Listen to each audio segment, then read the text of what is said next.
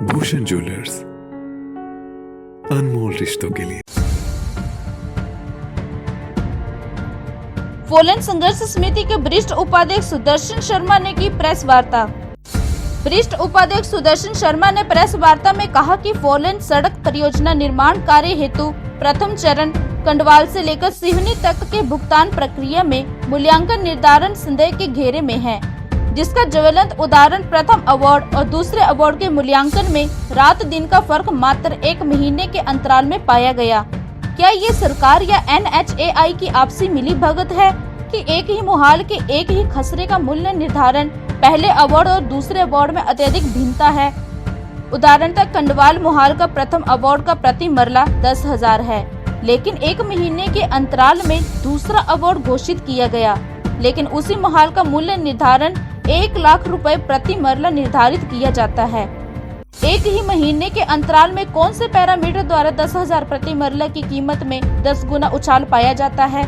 क्या ये निर्धारण प्रक्रिया संदेह के घेरे में नहीं लगती?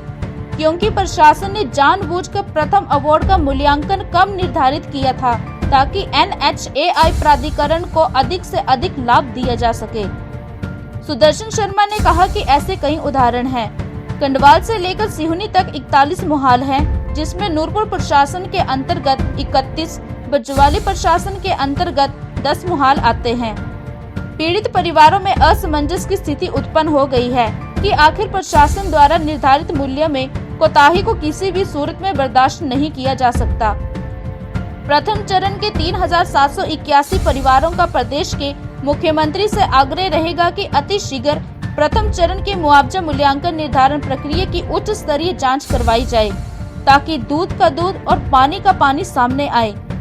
सुदर्शन शर्मा ने कहा कि मैं फोरलेन संघर्ष समिति नूरपुर का वरिष्ठ उपाध्यक्ष होने के नाते तमाम 3,781 परिवारों के दर्द को बयां कर रहा हूं, ताकि प्रशासन की कारगुजारी पर अंकुश लगाया जा सके।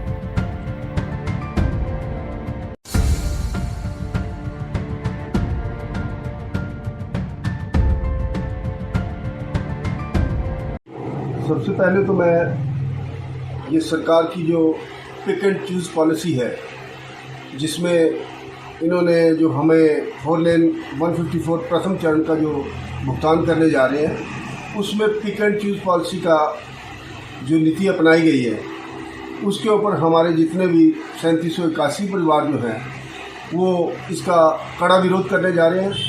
क्योंकि जब DPR बनी है, DPR के मुताबिक सड़क के दोनों तरफ जो भी ज़मीन लेने जा रहे हैं उसमें क्या है कि एक ही खसरा, एक ही मुहाल और एक ही खतौनी नंबर, उसको 3 बार लिया गया।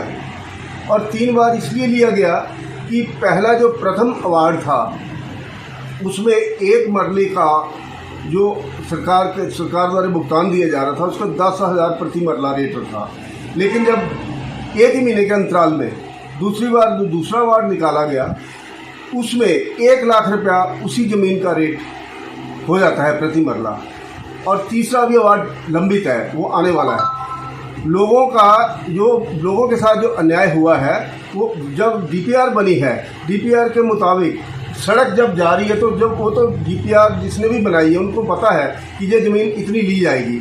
उसको जब दूसरी बार लिया जाता है तो उसमें पिक एंड चूज पॉलिसी इसलिए की गई है कि एक ही परिवार के 2 भाई हैं सगे, एक भाई को 10,000 प्रति मरला के हिसाब से पहले अवार्ड में दिया जा रहा है और दूसरे भाई को 1 लाख रुपया प्रति मरला के हिसाब से पेमेंट दी जा रही है। ये जो मैं बता रहा हूँ, ये कंडवाल जो है मुहाल, उसका उदाहरण दिया जा रहा है। ऐसे ये पलीन है, उसका भी उदाहरण दिया जा रहा है। ऐसे न्याजपुर है, उसका भी उदाहरण दिया जा रहा है। जब इन्होंने कैटेगराइज करके इसको 5 कैटेगरी में बांटा है ज़मीन को, तो 5 कैटेगरी के मुताबिक अलग अलग रेट रखे गए हैं। लेकिन जब भुगतान करने की बारी आई है तो सभी को एक ही रेट में रखा गया है। जो पीतल और सोना जो है उसको एक ही भाव में दिया गया है, जो कि सरकार की पॉलिसी के ऊपर जो है वो संदेह के घेरे में है। और कहीं ना कहीं सरकार की जो इस नीति के ऊपर जिसको अवार्ड की बात की जाती है, उसकी बू आ रही है। उसमें कुछ ऐसा लग रहा है कि इसमें जो मिलीभगत है अफसरों की और NHAI के अफसरों की, वो आपस में कुछ हमें ट्रांसपेरेंट पारदर्शिता नहीं लग रही। हमारा ये कहना है कि यदि आपने डीपीआर बनाई है तो एक मुश्त डीपीआर बनी थी 37 किलोमीटर की, कंडवाल से लेकर सिवनी तक, लेकिन उसमें 3 वार्ड निकाल दिए गए और 3 वार्डों का 3 रेट बना दिए गए। अब जिसको 10,000 रुपये प्रति मरला मिलने जा रहा है, उसी के साथ उसके पड़ोस के भाई को 1 लाख रुपये मिलने जा रहा है, तो क्या ये रंजिश नहीं है? क्या ये लड़ाई नहीं है? अब हमें ये बोला जा रहा है कि आप आर्बिट्रेशन में चले जाओ। आर्बिट्रेशन में आज तक जो मनाली कुल्लू के केसेस हैं, 6 साल हो गए, उनको एक बार भी सरकार ने पेशी तक नहीं बुलाई है। तो हमें ये बताया जाए, जब आपको पता है, सरकार को पता है कि इस ज़मीन का रेट जो है वो 1 लाख रुपया प्रति मरला बनता है, तो उसको 10,000 रुपये क्यों दिया जा रहा है?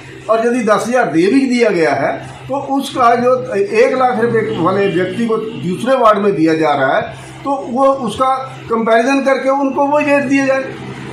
अब ये सरकार की जो पॉलिसी है इसमें बिल्कुल शक है और इसको शक की नज़र से देखा जा रहा है। लोगों ने अवार्ड के मुताबिक पेमेंट तो ले रहे हैं, लेकिन वो अंडर प्रोटेस्ट ले रहे हैं।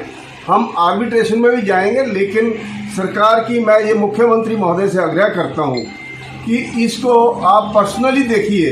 ये जो डिसीजन लिए गए हैं भू अधिग्रहण अधिकारी नूरपुर द्वारा, इसकी प्रक्रिया है, इसका जो संदेह के घेरे में आई है, इसकी उच्च स्तरीय जांच करवाई जाए ताकि दूध का दूध और पानी का पानी हो सके। अब लोगों का ये मत है कि हम पेमेंट तो ले रहे हैं, लेकिन इस पेमेंट से पुनर्वास नहीं हो सकता, क्योंकि पुनर्वास करने के लिए 10,000 रुपया प्रति मरला के हिसाब से जो ये पेमेंट देने जा रहे हैं। अब मार्केट में पता करिए, कहीं भी ये जो प्रथम चरण है, जो 37 किलोमीटर का, यहाँ कम से कम 5 और 6,000 रुपया 6 लाख रुपया प्रति मरला के हिसाब से पेमेंट ज़मीन मिल रही है।